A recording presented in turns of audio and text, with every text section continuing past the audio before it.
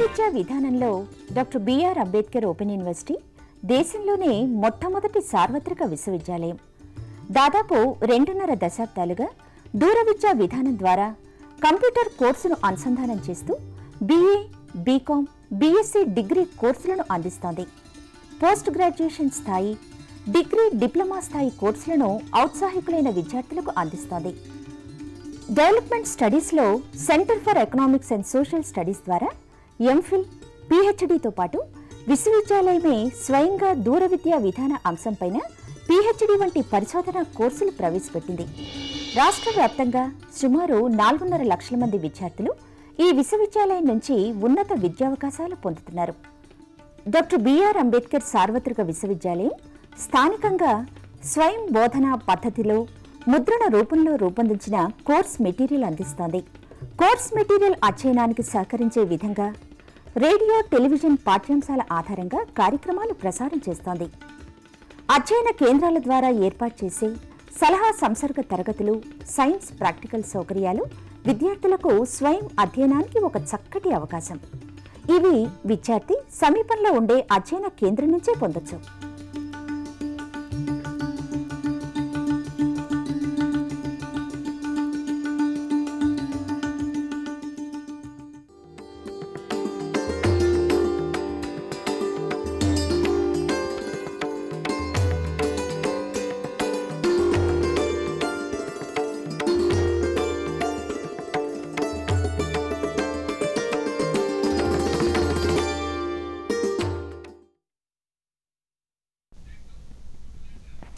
నమస్కారం.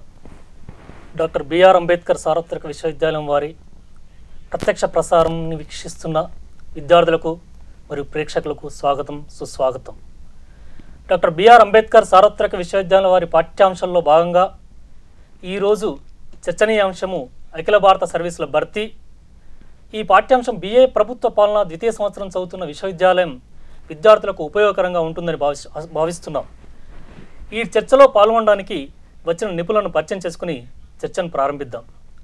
శ్రీ ఎం గోపాలకృష్ణ గారు, నమస్కారం అండి. రిటైర్డ్ IAS స్పెషల్ చీఫ్ సెక్రటరీగా పదవీ విరమణ పొందినారు. అంతేకాకుండా గోదావరి ఫర్టిలైజర్స్ ఫౌండర్ మేనేజింగ్ డైరెక్టర్గాను, AP స్టేట్ ఫైనాన్స్ కార్పొరేషన్ చైర్మన్గాను, రూరల్ ఎలక్ట్రిఫికేషన్ కార్పొరేషన్ చైర్మన్గాను పనిచేసినటువంటి విశేషమైనటువంటి అనుభవం ఉన్నటువంటి వారు. Professor G. శ్రీనివాసరెడ్డి గారు, ప్రభుత్వ పాలనా శాస్త్ర విభాగం, కాకతీయ విశ్వవిద్యాలయంలో 35 సంవత్సరాల పైగా బోధన పరిశోధనా రంగంలో విపరీతమైనటువంటి ఒక కృషి చేసి ఈ మధ్యనే పదవీ విరమణ చేసినటువంటి వారు. విద్యార్థులకు ఏమైనా సందేహాలు ఉన్నట్లయితే ఈ చర్చ 40 నిమిషాల పిదప మీరు ప్రత్యక్షంగా ఈ నెంబర్లకు టెలిఫోన్ చేసి మీ సందేహాలను నివృత్తి చేసుకోగలరు. మీరు ఫోన్ చేయాల్సినటువంటి నెంబర్లు 040 2703 1431,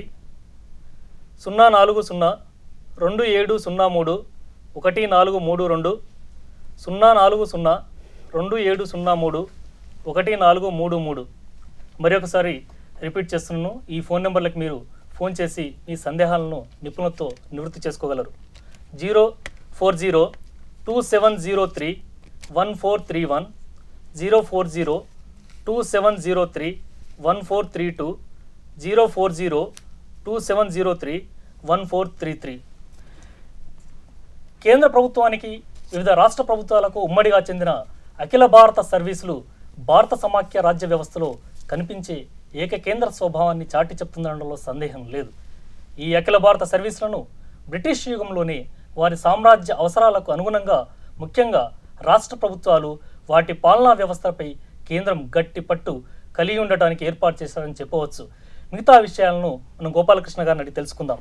గోపాలకృష్ణ గారు, అఖిల భారత సర్వీసుల పుట్టుపూర్వోత్తరాలు, వాటి యొక్క ప్రాముఖ్యత, విశిష్టత గురించి మా విద్యార్థులకు తెలియజేయగలరు. బ్రిటిష్ వారు మన రాజ్యాన్ని పాలిస్తున్నప్పుడు అఖిల భారత సర్వీసుల యొక్క ఆవశ్యకతను గుర్తించారు. వారు ఆ కాలం నాటినే, అంటే 1924 నాటికల్లా 8 ఆల్ ఇండియా సర్వీసెస్, అఖిల భారత సర్వీసెస్ను స్థాపించారు. ఒకటి ICS, ఇండియన్ సివిల్ సర్వీస్, ఇంకొకటి Indian police IP, IFS Indian forest service, IES Indian educational service, agriculture service Indian agriculture service, veterinary service, medical service,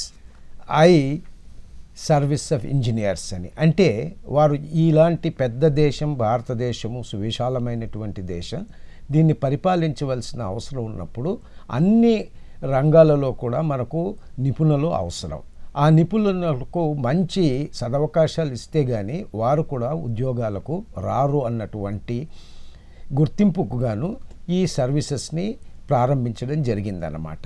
ఈ సర్వీసెస్ అప్పటి కాలంలో కేవలం బ్రిటిష్ వారికి సహాయపడుతూ ఉండేది, కానీ మన దేశాన్ని అభ్యుదయం పథంలో నడిపించడానికి చేయవలసినటువంటి కృషి కొంత భాగం చేశారు కానీ పూర్తిగా చేయలేదన్నటువంటి నమ్మకం మనలో కలిగింది. స్వతంత్రం వచ్చినప్పుడు మాత్రము మనవారు ఏమనుకున్నారంటే వీరిని ఉంచుకుందామా లేదు ఈ సర్వీసెస్ని అన్నీ కూడా బర్తరఫ్ చేద్దామా అని. అటువంటి పరిస్థితుల్లో జవహర్లాల్ నెహ్రూ గారు బహుశా ఇండియన్ సివిల్ సర్వీస్ గురించి అప్పుడు ఒక చలోక్తి ఉండేది. It is neither Indian Nar is it civil Nar is it service అని అనుకునేవారు. కానీ సర్దార్ పటేల్ గారు అలా కాదు, మనకు ఎన్నో సమస్యలు ఉన్నాయి, ఆ నైపుణ్యం కేవలము ఈ సర్వీసెస్లోనే ఉంది కనుక వారిని కంటిన్యూ చేయటం చాలా అవసరము. ఇండియన్ సివిల్ సర్వీస్ స్థానే Indian administrative service, Indian police service స్థానే ఇండియన్ పోలీస్ సర్వీస్ అని మనం పెట్టినట్లయితేనే మన సమస్యలన్నీ కూడా మనం పరిష్కరించగలము అన్నటువంటి నమ్మకం వారికి ఉన్నిందన్నమాట. అందుకుగాను వారు అప్పట్లోనే ఇండియన్ అడ్మినిస్ట్రేటివ్ సర్వీస్ని, ఇండియన్ పోలీస్ సర్వీస్ని స్థాపించారన్నమాట. ఈ సర్వీసెస్ వల్ల పార్టిషన్ జరిగినప్పుడు, పాకిస్తాన్ ఇండియా నుంచి విడిపోయినప్పుడు చాలా అల్లర్లు జరిగింది. ఆ అల్లర్లన్నీ కూడా బాగా కంట్రోల్ చేయగలిగింది ఈ రెండు సర్వీసెస్ మాత్రమేనన్నమాట. అలాగే ఎన్నో రాజ్యాలు మన దేశంలో ఉండే, ఆ రాజ్యాలన్నీ integration of the princely states అని, అవన్నీ కూడా బాగా చక్కగా చేయడానికి వీరు చాలా ఉపయోగపడ్డారు. అంతేకాకుండా ప్లానింగ్ చేయడానికి కూడా వీరి అపారమైనటువంటి అనుభవాన్ని కూడా వినియోగించడానికి వీలు పడుతుంది అన్నటువంటి ఉద్దేశం చేతనే వీటినన్నింటినీ కూడా కంటిన్యూ చేయడం జరిగిందన్నమాట. స్వాతంత్రం వచ్చినప్పుడు కేవలము 1200 మంది మాత్రం ఉండేవారు. అందులో 600 పైచులకు వారు కేవలం భారతీయులు, మిగతా 600 బ్రిటిష్ వారుగా ఉండేవారు అన్నమాట. తరువాత చాలామంది బ్రిటిష్ వారు మరి వారి పదవులను విరమించి ఇంగ్లాండ్కు వెళ్ళిపోయినప్పుడు కేవలం 450 మంది మాత్రమే మన దేశంలో ఉన్నారు. తరువాత క్రమేపీ ఈ సర్వీసెస్ని ఉద్ధరిస్తూ భర్తీలు చేస్తూ ఇప్పటికీ మనకు దాదాపు 6000 దాకా ఉన్నారన్నమాట. 1966లో ఇండియన్ ఫారెస్ట్ సర్వీస్ని కూడా ఏర్పాటు చేయడం జరిగింది. ఈ సర్వీసెస్లో ఒక విశిష్టత మనం గమనించాలి. మొత్తం భారతదేశంలో పనిచేస్తున్నటువంటి అత్యుత్తమమైనటువంటి services Indian administrative service, Indian police service, Indian forest service అన్నమాట. ఈ 3 సర్వీసుల్ని అఖిల భారత సర్వీసులు అని అంటాము.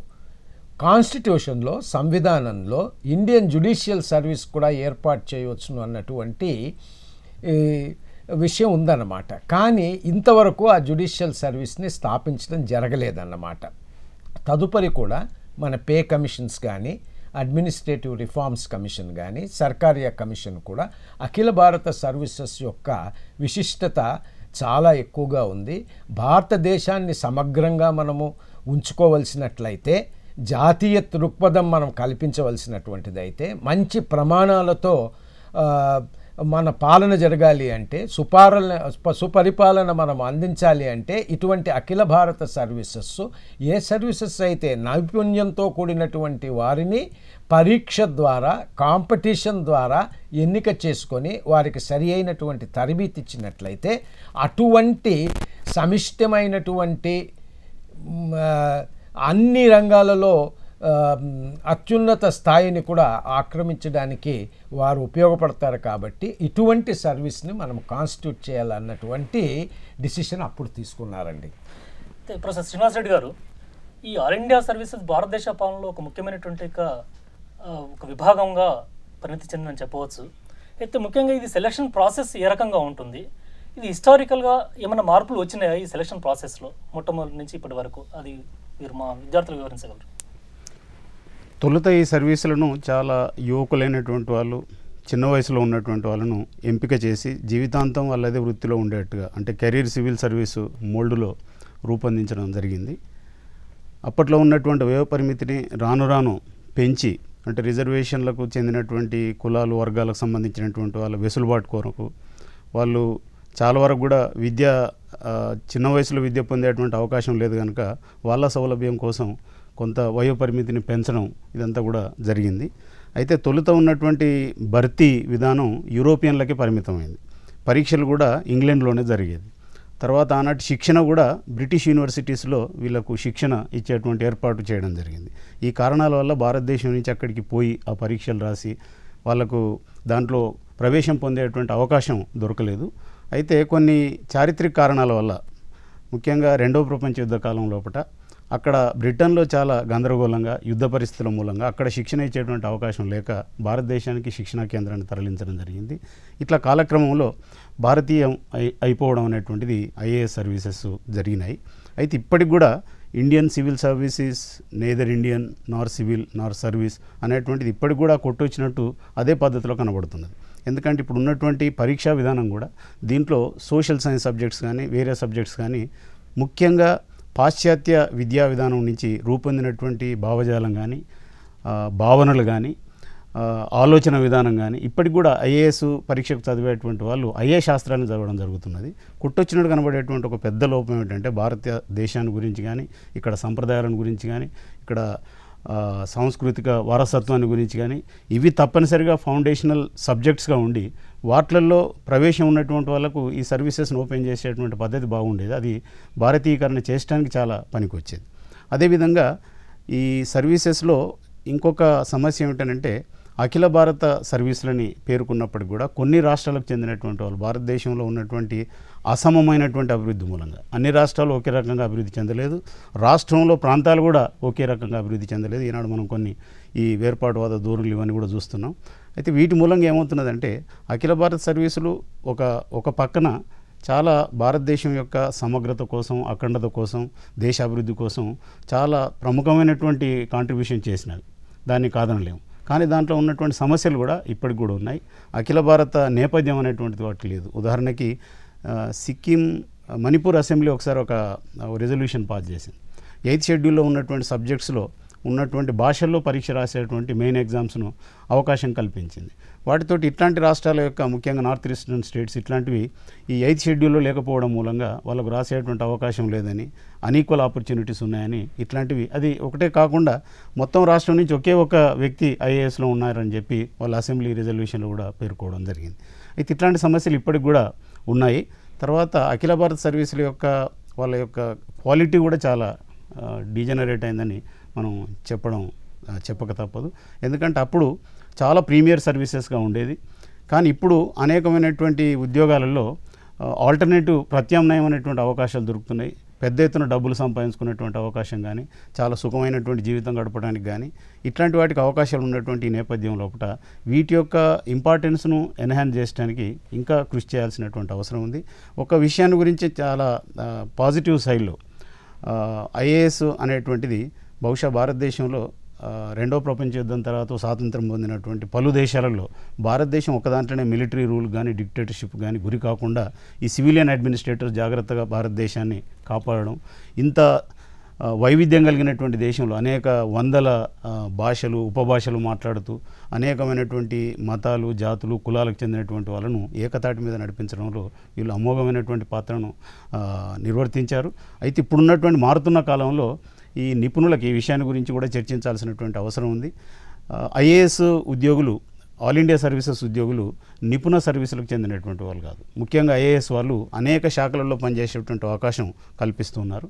కాబట్టి ఆ శాఖల్లో పట్టు లేకుండా, అంటే సార్వత్రికమైనటువంటి జనరల్ కాన్సెప్ట్స్, పోస్ట్ కార్బన్ మనం పబ్లిక్ అడ్మినిస్ట్రేషన్లో చెప్పుకుంటాం, ఎట్లా ప్రణాళికలు చేయాలి, ఎట్లా కార్యక్రమాన్ని రూపొందించాలనేటువంటి ఒక జనరల్ విషయాల గురించి వీళ్ళకి పట్టు ఉండవచ్చు, కానీ ఆ సబ్జెక్టును గురించినటువంటి పట్టు లేకపోవడం మూలంగా సాంకేతిక విషయాల్ని అర్థం చేసుకోకపోవడం కానీ, లేకపోతే సాంకేతిక పరమైనటువంటి నిర్ణయాలు తీసుకోకుండా వీళ్ళు కొంత పెత్తనం చేస్తున్నారనేటువంటి ఇంజనీర్లు కానీ, అగ్రికల్చర్ ఆఫీసర్స్ కానీ, డాక్టర్స్ కానీ ఇట్లాంటి వృత్తి నిపుణులైనటువంటి వాళ్ళు అనేక సందర్భాలలో ఈ నిర్ణయాలు సక్రమంగా జరుగుతలేవు అనేటువంటి ఆలోచన కూడా వచ్చింది. దీనికి సంబంధించి ఈ అఖిల భారత సర్వీసులకు బీజాలు వేసినటువంటి ఇంగ్లాండ్లో అక్కడ కూడా ఇట్లాంటి సార్వత్రిక సర్వీసెస్ ఉండేది, జర్నలిస్ట్ సర్వీసెస్. వాళ్ళు కొంత మార్పు చేసుకున్నారు.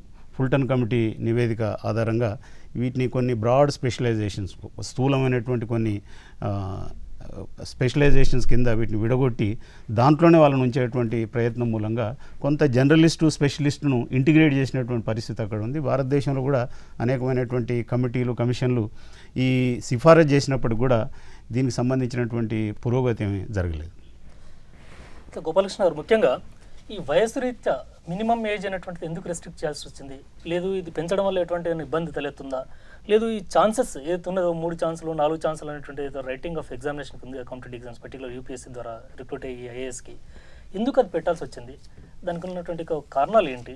పెంచడం వల్ల జరిగే ఇబ్బందులు ఏంటి? అది ఒకసారి చెప్పగలుగుతారు. భారతదేశానికి స్వాతంత్ర్యం వచ్చినప్పుడు వయస్సు పరిమితి 21 నుంచి 24 దాకా ఐఏఎస్కు, ఐపీఎస్ వారికి 20వ సంవత్సరం నుంచి కూడా ప్రవేశించడానికి అనుకూలంగా చేశారనమాట. అప్పటి కారణం ఏమిటంటే ఐపీఎస్లో పౌష్టికంగా, దృఢంగా, శారీరకంగా బలంగా ఉండవలసిన అవసరం ఉందన్నమాట. అందుకుగాను చిన్న వయసులోనే వారికి రిక్రూట్మెంట్ చేసేవారు. అంతేకాకుండా వారు ఇంకొక పని చేసేవారు అన్నమాట. ఐఏఎస్కు ఎక్కువ సబ్జెక్ట్స్ పరీక్ష రాయవలసిన అవసరం ఉండేది, కానీ ఐపీఎస్కు తక్కువ పరీక్షలు రాసినా కూడా వారికి అవకాశం కల్పించారన్నమాట. అందువల్లనే 20 సంవత్సరాలకు ఐపీఎస్, 21 నుంచి 24 దాకా ఐఏఎస్ వారికి ఆ వయోపరిమితిని నిర్ధారించారన్నమాట. తదుపరి చాలామంది అయ్యా ఇది చాలా చిన్న వయసు, ఇండియాలో చాలామంది ప్రత్యేకించి రూరల్ బ్యాక్గ్రౌండ్స్ నుంచి వచ్చిన వాళ్లకు చదువు కొంచెం లేటుగా జరుగుతుంది కాబట్టి ఆ వయో పరిమితిని కొంచెం పెంచవలసిందిగా చెప్పారు. అప్పుడు ఏం చేశారంటే 24 నుంచి 25కు చేశారన్నమాట. తదుపరి ఏం చేశారంటే అయ్యా మనకు బ్యాక్వర్డ్ క్లాసెస్ ఉన్నారు, షెడ్యూల్ కాస్ట్ ఉన్నారు, షెడ్యూల్ ట్రైబ్స్ ఉన్నారు, రిఫ్యూజీస్గా మన వెస్ట్ పాకిస్తాన్ నుంచి వచ్చిన వారు కూడా ఉంటారు, అంతేకాకుండా ఫిజికల్లీ డిసేబుల్డ్ వారు కూడా ఉంటారు. వీరందరికీ కూడా అనువుగా దాన్ని 30 సంవత్సరాల దాకా పెంచారన్నమాట. అంతేకాకుండా ఛాన్సెస్ కూడా ఇదివరకు కేవలం 2 ఛాన్సెస్ ఉండేది, తర్వాత 3 ఛాన్సెస్ వరకు ఇచ్చారు. తర్వాత ఓబీసీ వాళ్లకు 4 chances, schedule caste, schedule tribe వాళ్లకు 6 ఛాన్సెస్, ఫిజికలీ డిసేబుల్డ్ వారికి 6 ఛాన్సెస్ అన్నట్లుగా చెప్తూ వచ్చారన్నమాట. అంటే ఏమిటి, మనకు సమీకృత సంఘం కావాలి, సమాజం కావాలి, కాబట్టి అందరికీ కూడా అవకాశాలు మాత్రం అందరికీ ఎక్కువగా విరివిగా ఇస్తాము అన్నటువంటి ఉద్దేశం చేత ఈ వయోపరిమితిని పెంచుకుంటూ పోయారు. కానీ ఇందులో కొన్ని లోపాలు కనిపించాయన్నమాట. 30వ ఏట ఉద్యోగం చేసిన వారికి 21వ సంవత్సరంలో ఉద్యోగం జాయిన్ వారికి బాగా తేడా ఉంటుందన్నమాట. ఆ తేడా వల్ల ఏమవుతుంది అంటే ఎవరైతే 30 ఏళ్లకో 32 ఏళ్లకో ఉద్యోగం జాయిన్ అయిన వారు తొందరగా రిటైర్ అవుతారు. పెద్ద ఉద్యోగాలకు వారికి అనుమతి కూడా దొరకదు, వారికి ఆ ఛాన్స్ కూడా ఉండదన్నమాట. అదే చిన్న వయసులో జాయిన్ అయిన వారికి ఒక అడ్వాంటేజ్ ఉంటుందన్నమాట. అందువల్ల వారు ఏమన్నారంటే, ఇప్పుడు అందరూ కూడా ఏమనుకుంటున్నారంటే అయ్యా చిన్న వయసులో ఉన్నప్పుడు మనం వారిని ఏ విధంగా మనము సరి అయినటువంటి మార్పులు తీసుకురాగలమో అది తీసుకురాగలము, అదే వయసు ముదిరిపోయినట్లయితే చాలా కష్టంగా ఉంటుంది. కాబట్టి ఆ విధంగా మనం చూసినట్లయితే వయసు 21 నుంచి 25 లోపల ఉంటేనే వారికి కూడా సరి అయినటువంటి కెరియర్ ఉంటుంది, కనీసం 30-35 సంవత్సరాలు ఉద్యోగం చేసే అవకాశం ఉంటుంది. అదే కాకుండా మనం కూడా వారిని ఏ విధంగా వారి ప్రవర్తనలో మార్పు తీసుకురావడానికి వీలుగా ఉంటుంది అన్నటువంటి ఉద్దేశం చేత దీని గురించి చాలా చర్చలు జరిగాయన్నమాట. కానీ నా అనుభవంలో తక్కువ వయసులో ఉన్నవారిని తీసుకున్నట్లయితే గురు శిష్య పారంపర్యం ప్రకారం మనం వారిని సరిదిద్దడానికి వీలు పడుతుంది. కాబట్టి అటువంటి పరిస్థితులే తీసుకొచ్చినట్లయితే బాగా ఉంటుంది, సులువుగా ఉంటుంది అన్నది ఒకటి. రెండవది, ఛాన్సెస్ కూడా చాలా ఎక్కువగా ఇచ్చినట్లయితే కేవలం అదే పరీక్ష మరి చదివిందే చదివి అలాగా చేస్తూ 6 సార్లు 7 సార్లు చేసి పరీక్షలు పాస్ అయిన వారికి అంటే మనం ఇక్కడ మెరిట్ మీద సెలెక్షన్ చేస్తున్నాము. ఆ మెరిట్ని కొద్దిగా మనం తగ్గించిన వాళ్ళం అవుతాం కాబట్టి కేవలము 3 ఛాన్సెస్ కంటే ఎక్కువ ఇవ్వకుండా ఉన్నట్లయితే బాగుంటుందన్నది నా యొక్క అభిప్రాయం అన్నమాట. అంతేకాకుండా మనం ఒకటి గమనించాలన్నమాట, నైపుణ్యానికి, సామర్థ్యతకు, యోగ్యతకు పెద్దపీఠం వేయాలన్నమాట. ఎందుకు? ఇది అఖిల భారత సర్వీసు. కేవలం గవర్నమెంట్ ఆఫ్ ఇండియా వారికి కింద సర్వీస్ చేయటమే కాకుండా రాష్ట్రాలలో కూడా చేయాలి. రాష్ట్రానికి కేంద్ర ప్రభుత్వానికి మధ్య వారధిగా ఉండాలి. రాష్ట్రంలో ఉన్నటువంటి తప్పొప్పులు, వారి యొక్క సుఖదుఖాలను అక్కడ తెలిపాలి, అక్కడ యొక్క పరిస్థితులు ఇక్కడ తెలిపాలి. కాబట్టి ఈ వారధి అన్నటువంటి దీన్ని కూడా చక్కగా నిర్వర్తించాలి. అంటే మనకు కావాల్సింది ఎక్కువగా ఈ అఖిల భారత సర్వీస్ వారికి కేవలం ఒక రాష్ట్రమే కాకుండా మొత్తం భారతదేశం యొక్క పరిస్థితుల గురించి అవగాహన వారికి ఎంతైనా అవసరం అన్నమాట. అదే ఒక ముఖ్య ఉద్దేశం మనము ఆల్ ఇండియా సర్వీసెస్ పెట్టడానికి. అలాగే పోలీస్ సర్వీస్ కానీ, ఫారెస్ట్ సర్వీస్ కానీ చాలా అవసరం. ఎందుకంటే మనం పరిరక్షణ చేయవలసింది ఉంది, అటవీ పరిరక్షణ. ఇప్పుడు క్లైమేట్ చేంజ్ అని మనం అంటున్నాము, దాంట్లో ముఖ్య పాత్ర ఉన్నది అడవి సంపద అన్నమాట. కాబట్టి అటువంటి వాటి యొక్క పరిరక్షణ అప్పుడు ఎన్నో ప్రయత్నాలు చేస్తుంటారు, ఎన్నో ఒత్తిళ్ళు వస్తుంటాయి. ఒత్తిళ్ళన్నీ తట్టుకోవడానికి కూడా అఖిల భారత సర్వీస్లో చాలా అవసరం. ఎందుకంటే వారికి సెక్యూరిటీ ఆఫ్ టెన్యూర్, అంటే మీ కర్తవ్యం మీరు సరిగా నిర్వర్తించినట్లయితే మీరు ఏది భయపడవలసిన అవసరం లేదు. మీరు న్యాయంగా సుపరిపాలన అందించవలసినటువంటి బాధ్యత మీలో ఉంది అన్న విషయాన్ని కేంద్ర ప్రభుత్వం వారికి చక్కగా చెప్పిందన్నమాట. అందువలన నా ఉద్దేశంలో తక్కువ వయసులోనే అన్ని రంగాల వారికి కూడా సమాన అవకాశాలు ఇస్తూ సరి అయినటువంటి ట్రైనింగ్ కోర్సులు వారికి ఇచ్చి వారికి సరి అయినటువంటి ఆఫీసర్స్ కింద ట్రైనింగ్ ఇప్పించినట్లయితే అంతకంటే మంచి సిస్టమ్ ఇంక ఉండదు అని నా అభిప్రాయం. ముఖ్యంగా సమర్థత, సుపరిపాలన అందించడానికి యువకులైనటువంటి వ్యక్తులు, స్పృద్రోఫీ ఉన్నటువంటి వ్యక్తులు ఉంటే బాగుంటుందని గోపాలకృష్ణ చెప్పారు. శ్రీనివాస్ రెడ్డి గారు, ముఖ్యంగా ఈ selection process, method of selection ఏదైతుందో, ఇప్పుడున్నటువంటి రిక్రూట్మెంట్ ప్రాసెస్ ఏదైతుందో దాని గురించి మీరు వివరించగలుగుతారా? ఎలా ఉంటుంది ఈ టెస్ట్, అపియర్ అయ్యేటువంటి అభ్యర్థుల యొక్క క్వాలిఫికేషన్స్ కానీ, లేదు ఏ రకమైనటువంటి పద్ధతి ద్వారా వాళ్ళని రిక్రూట్ చేస్తారు, భర్తీ చేస్తారు, ఈ విషయానికి చెప్పాలి. ఇప్పుడున్నటువంటి పరీక్షా విధానంలో మొదలు ప్రిలిమినరీ పరీక్ష ఉంది, వడబోత పరీక్ష.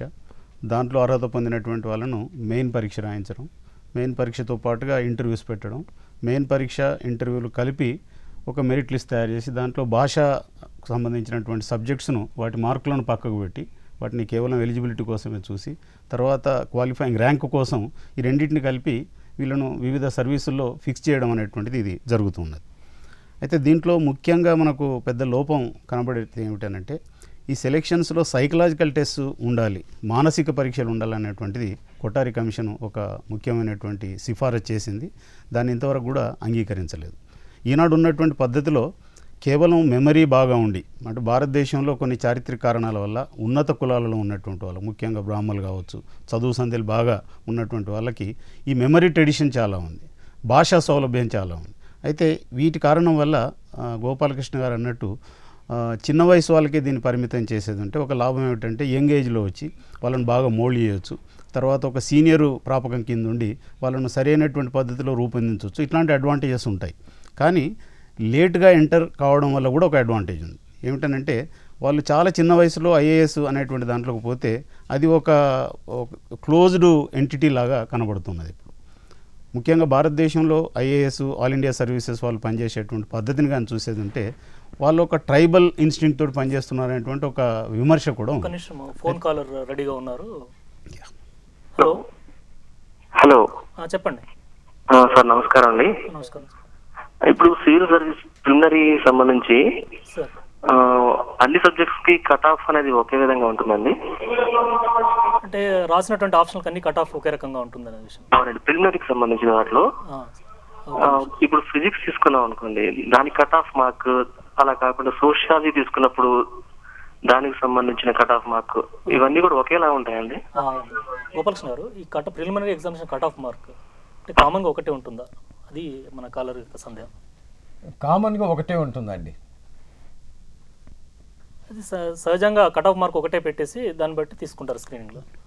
దాంట్లో ఒక ఇబ్బంది కూడా ఉందండి. ఒకే రకమైనటువంటి కట్ ఆఫ్ ఉండడం మూలంగా కొన్ని సబ్జెక్ట్స్లో ఉన్నటువంటి సిలబస్, పాఠ్య అంశాలు చాలా క్లుప్తంగా ఉండడం, కొన్ని సబ్జెక్ట్స్లో విస్తృతంగా సబ్జెక్ట్ ఉండడం, వీటి మూలంగా ఏ సబ్జెక్టులోనైతే కొద్దిగా సిలబస్ ఉందో అట్లాంటి వాటిని తీసుకున్నటువంటి వాళ్ళకి ఎక్కువ అడ్వాంటేజ్ జరుగుతుంది. వాళ్ళు నిజమైనటువంటి తెలివితేటలు ఉన్నప్పటికి కూడా ఉండకపోయినప్పటికి కూడా వాళ్ళకు అగ్రస్థానం దొరికేటువంటి అవకాశం ఉంది. కాబట్టి వీటిని పర్సంటైల్ సిస్టంలో కన్వర్ట్ చేసి, అంటే ఇప్పుడు కొన్ని పరీక్షలలో గేట్ ఇట్లాంటి ఎగ్జామ్స్లో చేస్తూ ఉన్నారు.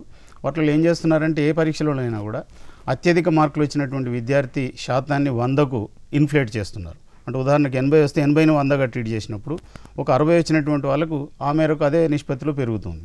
అయితే ఈ రకంగా ప్రతి సబ్జెక్టులో టాప్ స్కోరర్ యొక్క మార్కులు 100గా చూసేది ఉంటే దాన్ని ఇన్ఫ్లేట్ చేసి ఈ అన్యాయం కొంత అరెస్ట్ అయ్యేటువంటి అవకాశం ఉంది. తప్పనిసరిగా దీంట్లో కొంత లోపం ఉంది. అదృష్టవశాత్తు మంచి సబ్జెక్ట్ తీసుకుంటే, క్లుప్తంగా సిలబస్ ఉన్నటువంటి తీసుకుంటే వాళ్ళు క్వాలిఫై అయ్యేటువంటి అవకాశం ఎక్కువగా ఉంటుంది, లేకపోతే తక్కువగా ఉంటుంది. కాబట్టి ఈ లోపాన్ని తొలగించాల్సినటువంటి అవసరం అయితే ఉందండి. మెథడ్ ఆఫ్ సెలెక్షన్లో మన మధ్యలో కలర్ తీసుకొని చెప్తే మీరు. అయితే మెథడ్ ఆఫ్ సెలెక్షన్లో ముఖ్యంగా ఈ సర్వీసులలో పనిచేస్తున్నటువంటి వాళ్ళు యంగ్ ఏజ్లో భర్తీ చేయడం మూలంగా వాళ్ళు ప్రపంచంలో ఉన్నటువంటి విషయాలను గురించి తెలుసుకునేటువంటి అవకాశం లేదు. నేను ఒకసారి ఒక మీటింగ్లో పోయినప్పుడు ఒక ఐఏఎస్ ఆఫీసర్ జిల్లా పరిషత్ చైర్మన్ వస్తే, జిల్లా పరిషత్ చైర్మన్ ప్రజాప్రతినిధి జిల్లా మొత్తం ఎన్నుకున్నటువంటి వారు, ఆయన వచ్చినప్పుడు ఒక 10-20 మంది సభలో ఉన్న వాళ్ళు వేస్తే జిల్లా కలెక్టర్ వచ్చినప్పుడు మొత్తం సభ అంతా లేచి నిలబడ్డది. అంటే ప్రజాస్వామిక దేశం అయినప్పుడు కూడా ఐఏఎస్ అంటే ఆ పాతకాలం ఐసీఎస్ యొక్క వాసనలు ఇంకా కూడా పోలేదు, వీళ్ళే చాలా ప్రముఖులైనటువంటి పద్ధతి నడుస్తుంది. అయితే ప్రజాస్వామ్యానికి ఇది అంత శ్రేయస్కరమైనటువంటి విషయం కాదు. కాబట్టి వయోపరిమితిని పెంచడం చాలా మంచిదని చెప్పి నేను అనుకుంటున్నాను. ఎందుకంటే అన్ని బ్యాక్గ్రౌండ్స్ వాళ్ళు ఎక్కువ మంది మోర్ ఇంక్లూజివ్గా, ఈనాడు ప్రభుత్వం కూడా మాట్లాడుతున్నది, ప్రభుత్వం యొక్క ప్రాధాన్యత ఏమిటంటే ఇంక్లూజివ్ గ్రోత్ అంటున్నది. అందరినీ కలుపుకుపోయేటువంటి అభివృద్ధి రావాలని అనుకున్నప్పుడు వివిధ ప్రాంతాల నుంచి, వివిధ కులాల నుంచి, వివిధ వర్గాల నుంచి వచ్చినటువంటి వాళ్ళు కొంత లేట్ రైజర్స్ ఉంటారు, వాళ్ళు వచ్చేటువంటి అవకాశం ఉంది. కాబట్టి ఇప్పుడు ఉన్నటువంటి సముచితమే అనిపిస్తున్నది. ఇంకా కాస్త ఇప్పుడు వెస్ట్రన్ కంట్రీస్లో ఇట్లాంటి కెరీర్ సివిల్ సర్వీస్ లేదు. ఏ స్థాయిలోనైనా వాళ్ళు వచ్చి అడ్మినిస్ట్రేషన్లో వచ్చేటువంటి అవకాశం ఉంది. దాని మూలంగా వాళ్ళ అభివృద్ధి ఏం కొరవడలేదు, మన అభివృద్ధి వాళ్ళకంటే ఎక్కువగా కూడా లేదు. కాబట్టి ఒక మైండ్ సెట్ ఉంది మనకేమిటంటే యంగ్ ఏజ్లో తీసుకోవాలనేటువంటి ఒక మైండ్ సెట్ ఉంది. నా అభిప్రాయం ప్రకారం అయితే ఇప్పుడు ఉన్నది ఇంకా రిలాక్స్ చేసి పెంచాల్సినటువంటి అవసరం ఉంది. కాకుండా సెలెక్షన్ ప్రాసెస్ రిజిడ్గా ఉండొచ్చు, ఇంకా రిగరేజ్ చేయొచ్చు. కానీ వాటిలో ముఖ్యంగా ఆ వ్యక్తి యొక్క కమిట్మెంట్ను మనం చూడాల్సినటువంటి అవసరం ఉంది. మనం ప్రభుత్వ సర్వీసులను, అఖిల భారత సర్వీసుల్ని భారతీయం చేయాలనేటువంటి అంశంలో ముఖ్యంగా చేయాల్సింది ఏమిటంటే, మనకు ఈ కౌటిల్యని అర్థశాస్త్రంలో చెప్పారు, రకరకాల పరీక్షలు పెట్టారు ఆనాడు ప్రభుత్వ ఉద్యోగం రాజస్థాన్ వాళ్ళని. ఫోన్ కాల్ రెడీగా ఉన్నాను. హలో, చెప్పండి సార్. ఇప్పుడు మా అబ్బాయి ఒక అతనే ఐఏఎస్ మొన్న మెయిన్ రాశారు. చెప్పండి. రాసిన తర్వాత దాంట్లో పాస్ అవుతాననేటువంటి గ్యారంటీ అతనికి ఉంది, కాన్ఫిడెన్స్. ఓకే. ఇప్పుడు ఇంటర్వ్యూ ఎప్పుడు ఉండొచ్చు, తర్వాత ట్రైనింగ్ అనేది ఉంటుందని చెప్తున్నారు ఇప్పుడు ఏది మన టీవీలో. ట్రైనింగ్ అయిపోయిన తర్వాత ఉంటుంది. అంటే ఈ ట్రైనింగ్ ఎన్నాళ్ళు ఉంటుంది అనే విషయం గురించి. ఓకే సార్, గోపాలకృష్ణ చెప్తారా? చూడండి, ఐఏఎస్ మెయిన్స్ పరీక్ష పాస్ అయ్యి రిజల్ట్స్ వచ్చిన తర్వాత ఇంటర్వ్యూకి పిలుస్తారన్నమాట. సాధారణంగా ఇంటర్వ్యూ మార్చ్ నెలలో జరుగుతుంది. ఆ ఇంటర్వ్యూ దాదాపు 20 నిమిషాల నుంచి 30 నిమిషాల దాకా జరుగుతుంది.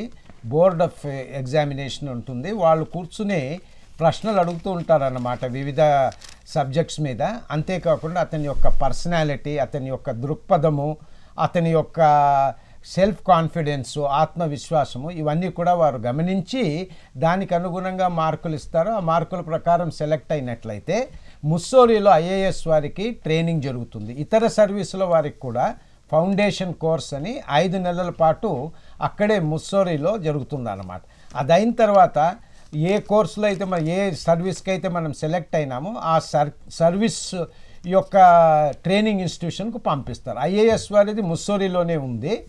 ఇప్పుడు ఐఆర్ఎస్ అంటే రెవెన్యూ సర్వీస్ వారిది నాగ్పూర్లో ఉంది, ఐపీఎస్ వాళ్ళది హైదరాబాద్లో ఉంది. అలా ఒక్కొక్క సర్వీస్కు ఒక్కొక్క ట్రైనింగ్ సంస్థ ఉంటుంది. ఆ సంస్థకు వారిని పంపిస్తారు. వారికి అక్కడ దాదాపు 1 సంవత్సరం పాటు ట్రైనింగ్ ఉంటుంది.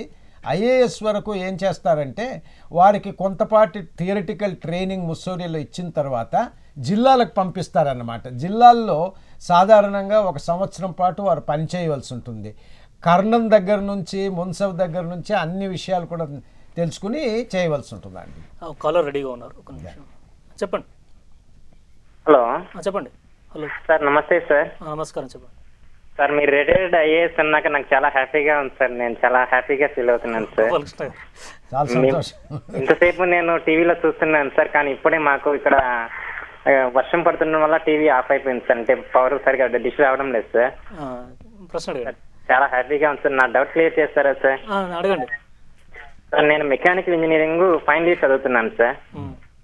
అంటే మెకానికల్ ఇంజనీరింగ్ ఫైనల్ ఇయర్. నేను అంటే నాకు కొద్దిగా ఫ్యామిలీ బ్యాక్గ్రౌండ్ కొద్దిగా ప్రాబ్లం అయ్యి పూర్ ఫ్యామిలీ అయ్యి కొద్దిగా లేట్ గా చదువుతూ వచ్చాను సార్. అంటే అన్ని క్వాలిఫికేషన్స్ చేశాను సార్ నేను. అంటే ఐటీఐ, డిప్లొమా అట్లా చదువుతూ వచ్చాను సార్. అంటే ఐటీఐ తర్వాత జాబ్ చేయడము, డిప్లొమా అయిన తర్వాత జాబ్ చేయడం అలా చేశాను సార్. 1983లో నేను పాస్ అయ్యాను సార్ 10th క్లాస్. పుట్టింది 1983 sir, date of birth. Hello చెప్పండి. 1983లో నా date of birth sir. Hello చెప్పండి. 83లో డేట్ ఆఫ్ బర్త్ సార్. 99లో నా 10th కంప్లీట్ అయిపోయింది సార్. హలో అడగండి మీరు అడగండి. అందువల్ల సార్ ఇప్పుడు నాకు ఛాన్సెస్ ఉన్నది ఇంకో 3 ఛాన్సెస్ కదా సార్. ఓన్లీ 30 years లోపు కదా సార్ ఇప్పుడు ఉన్నది ఐఏఎస్ రాయడానికి. అడగండి ప్రశ్న అడగండి. 30 years కాబట్టి సార్, అంటే ఛాన్సెస్ కొంచెం పెంచితే నా కోసం అనేదే కాదు సార్, నాలాంటి వాళ్ళు ఎంతో మంది ఉంటారు కదా సార్. మరి ఛాన్సెస్ ఇస్తే బాగుంటుంది. ప్రశ్న అర్థమైందండి. ఇప్పుడు మన శ్రీనివాస్ రెడ్డి గారు చెప్పింది కూడా అదే, ఎంట్రీ ఇంక్లూజివ్ అటిట్యూడ్ అయితే బాగుంటుంది. అయితే ఎస్సీ ఎస్టీలు అయితే 5 సంవత్సరాలు అదనంగా కూడా ఉంది మిగతా వాళ్ళకంటే, అదనమైనటువంటి ఏజ్ ఉంది. ఎస్సీ ఎస్టీలో ఒకవేళ మీరు అయ్యేది ఉంటే మీకు ఇంకో 5 సంవత్సరాల ఛాన్స్ ఉంది. అన్లిమిటెడ్ ఆపర్చునిటీస్ ఉన్నాయి, ఎన్నిసార్లు అయినా పరీక్ష రాయొచ్చు ఎస్సీ ఎస్టీలు. ఒకవేళ ఓసీ అయ్యేది ఉంటే 4 మార్లు రాయొచ్చు, ఓబీసీ అయితే 7 మార్లు రాయొచ్చు, ఎస్సీ ఎస్టీలు అయితే అపరిమితంగా రాయొచ్చు, ఎన్నిసార్లు అయినా రాయొచ్చు, కానీ వయోపరిమితి మాత్రం 35 సంవత్సరాలు. ఇప్పుడు కొంచెం బ్రేక్ ఉంటుంది, తర్వాత మళ్ళీ చర్చ పునః ప్రారంభిస్తాం.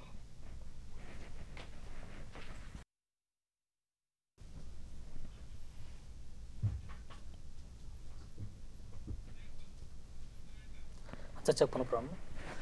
గోపాలకృష్ణ గారు, ఈ అఖిల భారత సర్వీసుల వల్ల ప్రయోజనాలు, వాటి వల్ల ఉన్నటువంటి అప్రయోజనాల గురించి కొంచెం వివరించగలుగుతారా? చూడండి, అఖిల భారత సర్వీసులు అంటే వారు కేంద్ర ప్రభుత్వం ద్వారా నియతులైనప్పటికీ వారు ఉద్యోగం అంతా కూడా ఎక్కువ సమయం రాష్ట్రాల్లో పనిచేస్తారన్నమాట. అంటే ఏమిటి, ఈ సర్వీసు రాష్ట్ర ప్రభుత్వానికి చెందింది, కేంద్ర ప్రభుత్వానికి చెందింది. వారి మీద ఏదైనా చర్యలు తీసుకోవాలి అంటే కేవలం కేంద్ర ప్రభుత్వానికే అధికారం ఉందన్నమాట. వీరిని ఎందుకు స్టార్ట్ చేశారు అంటే జాతీయ దృక్పథం వీరిలో ఉంటుంది. రెండవది, సమగ్ర భారతదేశాన్ని సమగ్రతను రక్షించడానికి, పరిరక్షించడానికి వీరు ఉపయోగపడతారన్నది ఒక విధానం అన్నమాట. అంతేకాకుండా వీరు నైపుణ్యం గలవారు కాబట్టి సుపరిపాలన అందించగలరు.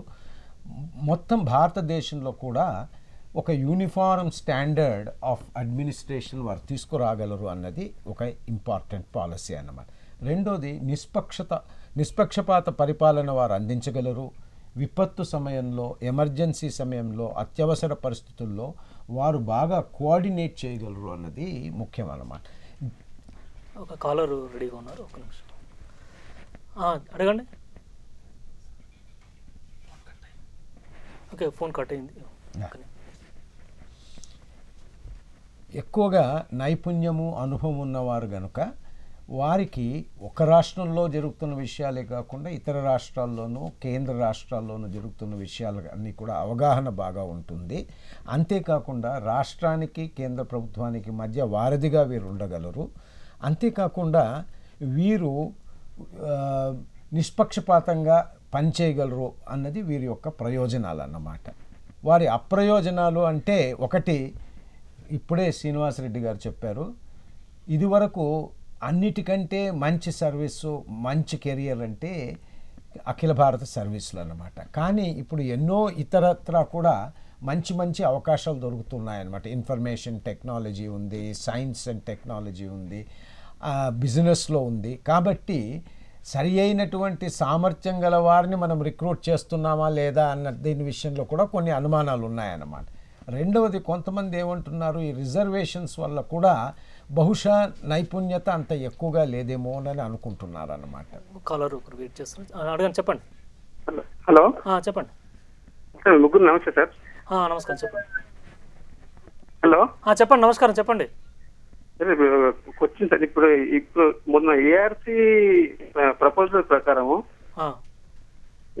ఆప్షన్స్ సిలబస్ చేంజ్ చేయడం కానీ అటెంప్ట్స్ చేంజ్ చేయడం కానీ ప్రపోజల్ పెట్టారు కదా సార్. ఇది మొన్నటి వీరప్పమేలి కమిటీలో సిలబస్ మార్చడానికి రికమెండేషన్ చేసిందని అడుగుతున్నారు. అంటే అయితే రికమెండ్ చేసిన దాన్ని ఇంప్లిమెంట్ చేయడానికి ఇమీడియట్ ఇంప్లిమెంటేషన్ ఉంటుందా, టైం పడుతుంది దానికి అలాంటి వాటి? ఒక్క నిమిషం మీరు ఆగండి చెప్తారు. ఏఆర్సి రికమెండేషన్ చేశారు, కరికులంలో కూడా మార్పులు తీసుకురావాలి అని చెప్పారు. కానీ ఈ మార్పులు తీసుకురావడానికి కొంచెం సమయం కావచ్చు అన్నమాట, అంత తొందరగా రాకపోవచ్చును. రెండోది ఏఆర్సి వారు కూడా ఏమన్నారంటే ఏ విధంగా అయితే మనం BA, BSc అలా కోర్సెస్ పెడుతున్నామో అలాగే పబ్లిక్ అడ్మినిస్ట్రేషన్లో కూడా సెపరేట్గా కోర్సెస్ పెట్టి ఆ కోర్సెస్ వారే IAS ఇతర పరీక్షలకు రాసికి వీలుగా సరి అయినటువంటి ప్రయోజనాలు కల్పించాలన్నది కూడా వారి ఉద్దేశం అన్నమాట. ఇప్పుడు మనకు ఇంజనీరింగ్ స్టడీస్ సెపరేట్గా ఉంటుంది, లీగల్ స్టడీస్ సెపరేట్గా ఉంటుంది. అలాగే దీన్ని కూడా ఒక ప్రొఫెషనల్ స్టడీగా చేసినట్లయితే బాగుంటుంది అన్నది ఏఆర్సి యొక్క రికమెండేషన్ అన్నమాట. అది ఇంకా అమలు పరచలేదన్నమాట. దాని గురించి ప్రభుత్వము డెఫినెట్గా ఒక డిసిషన్ తీసుకోవాలి, ఇంతవరకు అయితే తీసుకోలేదు. Waiting for decision. తర్వాత ఇదివరకు మనం అనుకున్నట్టు చాలామందికి ఒక ఫీలింగ్ ఉందన్నమాట. అది ఏమిటి అంటే అఖిల భారత సర్వీసులో కానీ ఏ సర్వీస్లో వారైనా కానీ బ్యూరోక్రటిక్గా అయిపోతారు, చాలా రూల్ బౌండ్గా అవుతారు, వారు లక్ష్యానికంటే విధానానికి ఎక్కువ ప్రాముఖ్యత ఇస్తారు అన్నటువంటి విషయాన్ని చెబుతూ ఉంటారన్నమాట. ఓకే, ఒక కాలర్ రెడీగా ఉన్నారు, ఒక నిమిషం అడగండి. హలో చెప్పండి. Hello sir. హలో చెప్పండి. ఇట్లా ఇది నేను హలో సార్. హలో చెప్పండి. టీవీ చూస్తూ మాట్లాడుతున్నా, భయంగా ఉంది సార్. సార్ గోపాలకృష్ణ సార్ ఉన్నారు కదా సార్, రెడీ సార్ అందుకోసము. సార్ సార్ నమస్తే సార్. నమస్కారం అండి. సార్ నేను ఒక IAS ఎగ్జామ్ రాసి ఇంటర్వ్యూకి వెళ్ళేటప్పుడు ఎలా నమస్కారం చేయాలి, ఆ ఒక్క క్వశ్చన్కి ఆన్సర్ చెప్పండి sir please sir. Sir sir చూడండి, ఇంటర్వ్యూకి వెళ్ళినప్పుడు కనీసం 5-6 మంది కూర్చుని ఉంటారన్నమాట. కాబట్టి వారిని వెళ్ళినప్పుడు ఏ భాషలో మీరు సంబోధించదలిచినట్లయితే ఆ భాషలోనే గుడ్ మార్నింగ్ సార్స్ అని చెప్పొచ్చు. మార్నింగ్ అయితే ఆఫ్టర్నూన్ సెషన్ ఉంటే గుడ్ ఆఫ్టర్నూన్ సార్స్ అని చెప్పొచ్చును. మనం 2 చేతులు జోడించి నమస్కరించి కొంచెం 1 నిమిషం ఆగినట్లయితే వారే ప్లీజ్ టేక్ యువర్ సీట్ అంటారు, అప్పుడు మనం కూర్చోవచ్చు అన్నమాట. రెండవది, ఎవరైతే మనల్ని ప్రశ్న వేస్తుంటారో వారిని చూస్తూ మన ప్రశ్నకు జవాబు చెప్పాలన్నమాట. ఇది రెండవది. నా సలహా ఏమిటంటే అక్కడ పోయే ముందు మీరు ఇక్కడ మాక్ ఇంటర్వ్యూస్ అని మిగతా ఎవరినన్నా అడిగి అక్కడ ముందుగానే మీరు దానికి ట్రైనింగ్ తీసుకున్నట్లయితే మీరు భయం లేకుండా ఆత్మవిశ్వాసంతో అక్కడ పోయి బాగా సమాధానం ఇవ్వగలరు అన్నమాట. ఒక్క నిమిషం శ్రీనివాసరెడ్డి గారు, ఈ అఖిల భారత సర్వీసుల శిక్షణ ఏ రకంగా జరుగుతుంది, దానికి ఉన్నటువంటి పద్ధతులు ఏంటి, ఆ విషయాన్ని వివరించండి. అఖిల భారత సర్వీసుల యొక్క శిక్షణ నిడివి వేరువేరుగా ఉందండి. IAS వాళ్ళకి 24 మాసాలు, IPS వాళ్ళకి 27 మాసాలు, తర్వాత IFS ఇండియన్ ఫారెస్ట్ సర్వీస్ వాళ్ళకి 36 మాసాల శిక్షణ ఉంటుంది. వీటిలలో కామన్గా ఒకే దగ్గర ఫౌండేషనల్ కోర్స్, ప్రాతిపదిక శిక్షణ లేక మౌలిక శిక్షణ అనేటువంటిది Lal Bahadur Shastri national academy of administration ముస్సోరిలో జరుగుతుంది. అంటే ఈ రకంగా వీళ్ళందరూ కలిసి ఒకే దగ్గర శిక్షణ పొందడం వల్ల కొంత పరిచయాలు ఏర్పడి తర్వాత వాళ్ళ యొక్క ఉద్యోగ జీవితంలో కొన్ని సమస్యలు కోఆర్డినేషన్ కొంత అనుకూలంగా ఉంటుందనేటువంటి భావన ఉంది. ఆ తర్వాత వీళ్ళకి కొంత ఫీల్డ్ ట్రైనింగ్, గోపాలకృష్ణ గారు అన్నట్టు ఫీల్డ్ ట్రైనింగ్ కూడా ఉంటుంది. అయితే దీంట్లో ఉన్నటువంటి ఒక లోపాన్ని గురించి నేను చెప్పదలుచుకున్నాను. ఈ ఫీల్డ్ ట్రైనింగ్లో రకరకాల ఉద్యోగులతోటి, అంటే రెవెన్యూ డిపార్ట్మెంట్లో ఉన్నటువంటి ముఖ్యంగా ఈ అఖిల భారత సర్వీసులకు IASకు రెవెన్యూకి చాలా దగ్గర సంబంధం ఉంది. ఒరిజినల్గా వీళ్ళంతా రెవెన్యూ వసూలు చేసేటువంటి అధికారులు కాలక్రమం లోపల సార్వత్రిక పరిపాలన జనరల్ అడ్మినిస్ట్రేషన్లో చాలా ప్రముఖులుగా రూపొందడం జరిగింది. ఇప్పటికి కూడా రెవెన్యూ సంబంధం ఇంకా పోలేదు. అయితే ఈ శిక్షణలో నేను అనుకునేది ఏమిటంటే ఇలాంటి శిక్షణ ఉంటే కొంత అవసరమే, కానీ దీంతో పాటుగా మామూలు జనంతో గడిపేటువంటి శిక్షణ ఉంటే బాగుండేది. పేదవాళ్ళ దగ్గరికి, షెడ్యూల్డ్ తెగలు, గిరిజనుల దగ్గర నుంచి మారుమూల ప్రాంతాలలో ఉండేటువంటి వాళ్ళ దగ్గరికి పోయి, ఈ స్కౌట్స్లో ఒక ప్రోగ్రామ్ ఉంటుంది, వాళ్ళ అడవిలో వదిలేసి వాళ్ళకి ఏమి ఇవ్వకుండా ఉంటే ఎట్లా బయటకు వస్తారనేటువంటిది ఒక శిక్షణ ఉంది. అంటే ఇది చాలా విలాసవంతమైనటువంటి శిక్షణా విధానం ఉందనేది నా యొక్క నిశ్చితమైనటువంటి అభిప్రాయం. ఈ శిక్షణను మౌలికంగా మార్చి వాళ్ళు రేపు ఎమర్జెన్సీ రిలీఫ్ ఉందనుకోండి, వరదలు వచ్చినాయి, ఆ వరదలలో తడుచుకుంటూ పోయి కలెక్టర్ కూడా పోయి వాళ్ళతో పాటు చేతులు కలిపి పనిచేసినప్పుడు బాగా ఇన్స్పైర్ చేయగలుగుతారు. లేకపోతే ఎక్కడో ఉండి గడ్డ మీద కూర్చొని చెప్తే ఎన్ని చెప్పినా కూడా పనులు చేయడం తక్కువ. ఆయనే పూనుకొని చేయగలిగేటువంటి పరిస్థితి ఎప్పుడు వస్తుందంటే వాళ్ళకు కూడా ఈ అన్ని రకాలైనటువంటి ఆటుపోట్లను తట్టుకునేటువంటి శిక్షణ ఉంటే బాగుంటుంది అనిపిస్తుంది. ఇంకా బ్రిటిష్ వారి కాలం నాటి శిక్షణ విధానమే ఇంకా ఆ మెకాలే స్పిరిట్ కానీ ఆ బ్రిటిష్ వాళ్ళు ఏర్పాటు చేసినటువంటి స్పిరిట్ ఐఏఎస్లు ఇంకా కొనసాగుతున్నది. అది బాధాకరంగా ఉంది. కాబట్టి శిక్షణను సమూలంగా మార్చాల్సినటువంటి అవసరం ఉంది. నిడివి చాలానే ఉంది, కానీ ఈ నిడివితో పాటు దాంట్లో ఉన్నటువంటి రేంజ్ను మనం పెంచాల్సినటువంటి అవసరం అయితే ఎంతైనా ఉందని చెప్పి నాకు అనిపిస్తుంది. అంటే మార్పులు శిక్షణలో ఖచ్చితంగా అవసరమని అంటారు మీరు? చాలా తప్పనిసరిగా రావాల్సినటువంటి అవసరం. ప్రస్తుతం ఉన్నటువంటి ట్రైనింగ్ ప్రజలకు ఉపయోగపడట్లేదు ఈ రకంగా కూడా. ప్రస్తుతం ఉన్నటువంటి ట్రైనింగ్ ఇంటెలెక్చువల్ ట్రైనింగ్ ఉన్నట్టే ఉంది, కొంత ఫీల్డ్ ట్రైనింగ్ ఉన్నప్పటికీ కూడా ముఖ్యంగా ఒక రేంజ్ అంటే రెవెన్యూ అడ్మినిస్ట్రేషన్లో ఎక్కువ వీళ్ళు తెలుసుకునేటువంటి పని. ఇంకా ఐఏఎస్ను రెవెన్యూ సర్వీస్ లాగానే చూసేటువంటి పద్ధతి ఎక్కువగా కనబడుతున్నది. ఈనాడు ముఖ్యంగా రెవెన్యూ ఉద్యోగులకే అన్ని రకాలైనటువంటి జనరల్ అడ్మినిస్ట్రేషన్ ఫంక్షన్స్ కూడా రెవెన్యూ వాళ్ళకి ఇస్తున్నారు. దాని మూలంగానే జరుగుతుండొచ్చు, కానీ ఇది మార్చాల్సినటువంటి అవసరం ఉంది. ముఖ్యంగా వీటిని జిల్లా పరిపాలన కింద కూడా తీసుకురావాలనేటువంటి ఒక ఆర్గ్యుమెంట్ కూడా ఉంది. ఇప్పుడు ముఖ్యంగా ప్రాథమికమైనటువంటి వికేంద్రీకరణ భారతదేశంలో జరగాల్సినటువంటి అవసరం ఉంది. అది జరగకపోవడం మూలంగానే ఈ పద్ధతులన్నీ కూడా కొనసాగుతున్నాయి. అయితే శిక్షణలో చాలా బాగా ఆలోచించి దీన్ని తీసుకురావాల్సి. తర్వాత ఇంకొక కొఠారి కమిషన్ కూడా ఒక సజెషన్ చేసింది, శిక్షణానంతరం కూడా ఒక అసెస్మెంట్ జరగాలనేటువంటి, ఒక ఎంత మేరకు నేర్చుకున్నారు వాళ్ళు నేర్చుకున్నటువంటి విషయం ఏమిటి తెలుసుకునటానికి ఓ పరీక్ష ఉండాలనేటువంటిది కొఠారి కమిషన్ చేసినటువంటి సిఫారసు. అది కూడా ఇంతవరకు అమలుకు నోచుకోలేదు. బహుశా చేస్తే కూడా బాగుంటుందని చెప్పి నేను భావిస్తున్నాను. గోపాలకృష్ణ గారు, ఈ అఖిల భారత సర్వీసులకు సంబంధించినటువంటి విషయంలో జిల్లా కలెక్టర్కి 24 గంటల సమయం కూడా సరిపోతలేదు అనేటువంటి భావన ఉంది. అంతేకాకుండా వాళ్ళకు ఉన్నటువంటి ఎథిక్స్ అండ్ వాల్యూస్, వాళ్ళు పనిచేస్తున్నటువంటి సమయంలో కానీ వాళ్ళ యొక్క వ్యవహార శైలిలో కానీ వాటి గురించి కొద్దిగా వివరించగలరు? ఐఏఎస్లోనండి మాకు మోటో అని ఉంటుంది, అంటే ఏది మూల సిద్ధాంతం అని. ఆ మూల సిద్ధాంతం భగవద్గీత నుంచి తీసుకోబడింది అన్నమాట. దాంట్లో ఏమిటంటారంటే యోగ కర్మసు కౌశలం. యోగము అంటే మన తలంపు మన చర్య రెండు కూడా సరిగా అలైన్ కావాలన్నమాట. ఆ రెండు జోడించినప్పుడే కౌశల్యం అన్నది, ఎఫిషియన్సీ అన్నది మనం తీసుకురాగలము అని. యోగ కర్మసు కౌశలం అన్నమాట. అంతేకాకుండా సమత్వం యోగ ఉచ్యతే. ఎట్టి పరిస్థితుల్లో కూడా మనం సమత్వ భావంతోనే ప్రవర్తించాలి. అంతేకాకుండా అస్వార్థతతో ప్రవర్తించాలి. అనామికత, అనానిమిటీ అన్నమాట. తటస్థత, న్యూట్రాలిటీ, ఇంపార్షియాలిటీ, నిష్పక్షపాతంగా చేయాలన్నమాట. సిటిజన్ సెంట్రిక్ గవర్నమెంట్ అంటే పౌర కేంద్రిత పాలన, సేవాభావం, సర్వీస్. అందుకనే పేరులోనే ప్రశాసన సర్వీస్ అంటారన్నమాట. అంటే ఏమిటి? ఆ సర్వీస్ భావం చాలా ముఖ్యమన్నమాట. ఆ సర్వీస్ ఎప్పుడు వస్తుంది అంటే లీడర్షిప్ గుణం ఉన్నవాడికే ఆ సర్వీస్ అనేది వస్తుంది అన్నమాట. ఒక్క నిమిషం. హలో చెప్పండి. హలో చెప్పండి. నమస్కారం. నమస్కారం సార్, చెప్పండి. ఇప్పుడు ప్రిలిమినరీ సంబంధించండి చెప్పండి. ఎగ్జామ్ రాసిన తర్వాత ఇప్పుడు కట్ ఆఫ్ మార్క్స్ గురించి ఇందాక ఒకసారి నేను కాల్ చేశానండి. అవును సార్, కట్ ఆఫ్ మార్క్ గురించి చెప్పారు సార్. అంటే అందులో క్లారిటీ అనేది చెప్పిన క్లియర్గా అర్థం కాదు. ఒక్క నిమిషం మళ్ళీ మీరు ఉండండి లైన్లో, చెప్తారు శ్రీనివాస్ రెడ్డి గారు. కట్ ఆఫ్ మార్క్ ప్రిలిమినరీ ఏదైతుందో క్లారిటీ కావాలి. నేను చెప్పిన విషయం ఏమిటంటే కట్ ఆఫ్ మార్కు యూనిఫామ్గా అన్ని సబ్జెక్ట్స్కు ఒకే రకంగా ఉంచడం మూలంగా ఏ సబ్జెక్టులోనైతే సిలబస్ సులభంగా ఉందో, కొద్దిగా ఉందో, పెద్దగా ఛాలెంజింగ్గా లేదో అట్లాంటి సబ్జెక్ట్స్ తీసుకునేటువంటి వాళ్ళకు మేలు జరుగుతుంది.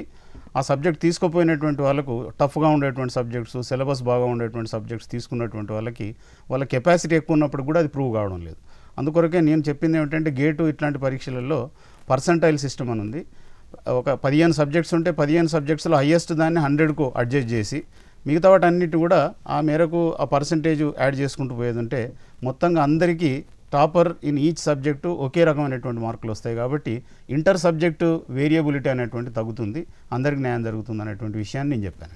వ్యత్యాసం లేకుండా ప్రతి ఒక్కరికి కూడా ఈవెన్గా ఉంటుంది. సబ్జెక్టు చాయిస్ మీద వాళ్ళ సెలెక్షన్ ఆధారపడి ఉండదు. ప్రతి సబ్జెక్టులో టాప్ మార్క్స్ 100 అవుతాయి. సహజంగా ఇప్పుడు ఏంటంటే సబ్జెక్టు కొంచెం తేలికగా ఉండి ఇది స్టేట్ సర్వీసెస్లో కూడా అదే అవుతుంది. ఈ కొంత ప్రస్తావన కూడా వచ్చింది, కానీ దాన్ని సీరియస్గా ఎవరు పర్సూ చేయడం లేదండి. అది ఉంటే బాగుండేది అనిపిస్తుంది. చూడండి, ప్రతి ఐఏఎస్ ఆఫీసర్ కూడా గమనించవలసింది ఏమిటంటే ప్రతి ఒక్కరికి ఒక ప్రావీణ్యత అంటూ ఉంటుంది అనమాట. ప్రావీణ్యం అని అది వ్యక్తిగతంగా ఉన్నటువంటిది, ప్రొఫెషనలిజం అంటారు. ఈ ప్రొఫెషనలిజం అన్నది ఎఫిషియన్సీగా మారాలి. ఎఫిషియన్సీ అంటే కౌశల్యం అన్నమాట.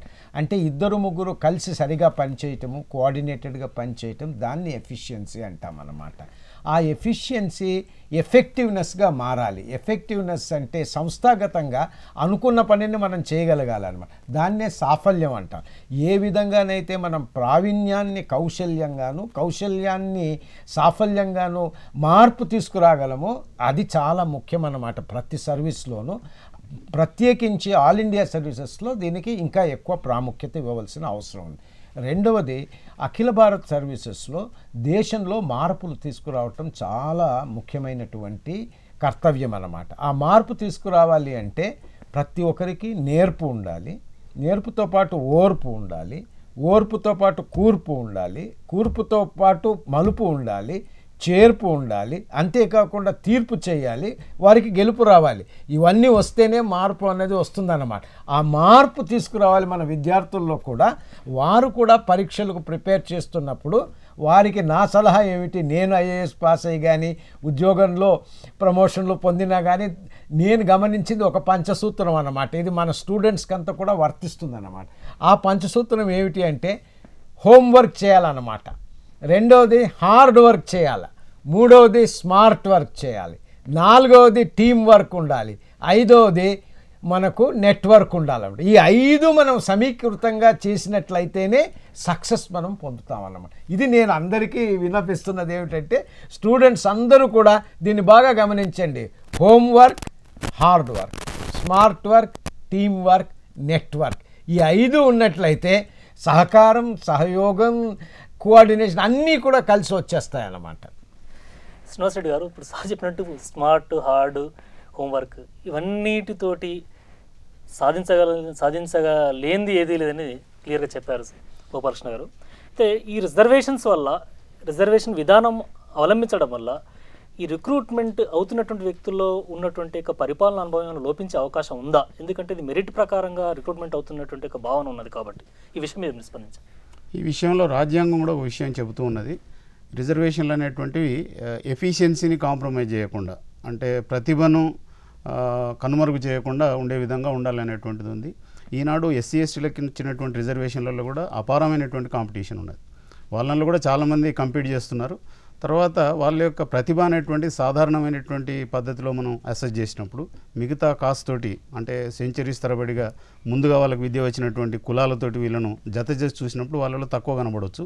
అయితే ఇక్కడ ఎఫిషియన్సీతో పాటుగా మన గోపాలకృష్ణ గారు ఇంతకుముందు చెప్పారు, మార్పు అనేటువంటి విషయాన్ని గురించి చెప్పారు. సివిల్ సర్వీసెస్ భారతదేశంలో ముఖ్యంగా అభివృద్ధి చెందుతున్న దేశం. హలో చెప్పండి.